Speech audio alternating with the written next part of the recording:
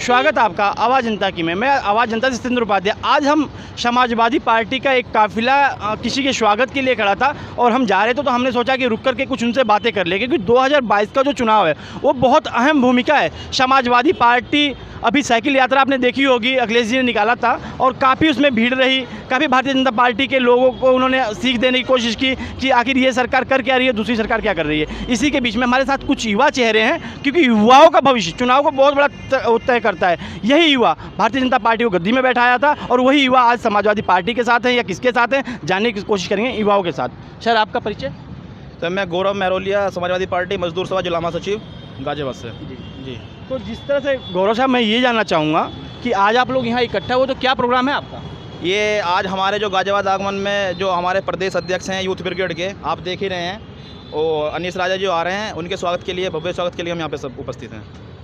तो 2022 का चुनाव सामने है, सारी पार्टियां अपना ताकत लगा रही हैं 2022 को चुनाव को जीतने के लिए, तो ऐसे में सपा का क्या भविष्य है? देखिए, भविष्य सपा सरकार बना रही है, सारी पार्टियों को दिख रहा है, सारी पार्टियां अखिलेश भैया को टारगेट कर रही हैं और आप जानते हैं टारगेट केजरीवाल को भी भाजपा ने एक बार किया है, तो रिजल्ट क्या है, हार गई।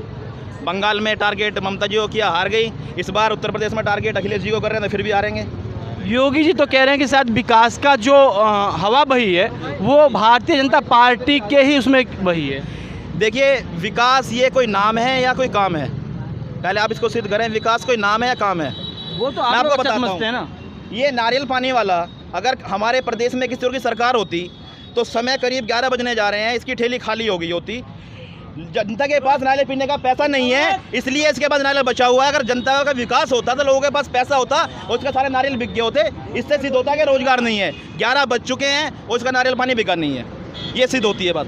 इससे मतलब सिद्ध होता है विकास नहीं हुआ। नहीं, जैसे कि रोजगार की बातें कर रहे हैं, आपके अध्यक्ष जी भी रोजगार दे रहे थे, वो भी नहीं दे पाए, फेल हुए, तभी बाहर हैं सत्ता के टाइम में। तो ऐसे में आप क्या रोजगार देंगे लोगों को? रोजगार देंगे, 10 लाख नौकरियों का हमने फर्स्ट मेरिट में ही, सुनो, फर्स्ट कैबिनेट की मीटिंग में, और मेरिट के आधार पर नौकरियां होंगी।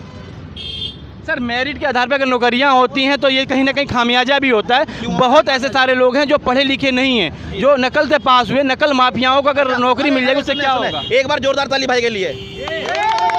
नकल माफिया अगर आते हैं तो इसमें क्या होगा? नकल माफिया, हाँ बिल्कुल। आपके देश में पढ़े लिखे लोगों को नौकरी मिलनी चाहिए या भाजपा की नीति से नकल वाले लोगों को नौकरी मिलनी चाहिए? आप अभी अपने मुंह से खुद कह गए हैं, पत्रकार बंधु।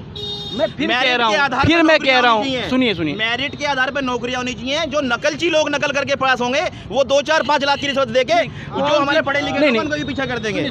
अभी आरोप आप पे ही लगा था, आप पे ही आरोप लगा था, आपकी पार्टी पे ही आरोप लगा था, आपके चाचा जो आज से अलग हैं उन पे लगा था कि पैसे लेके पुलिस में भर्ती करवाई गई मेरिट के आधार पे। तो मुझे लगता है कि कंपटीशन के दौर में मेरिट का आधार क्या होना चाहिए? देखिए, आरोप अक्सर लगते हैं, आरोप को आप कागजों में सिद्ध कीजिए, RTI डालिए। अगर वो बातें सिद्ध होती है तो मैं आरोप को मानने के लिए तैयार हूँ।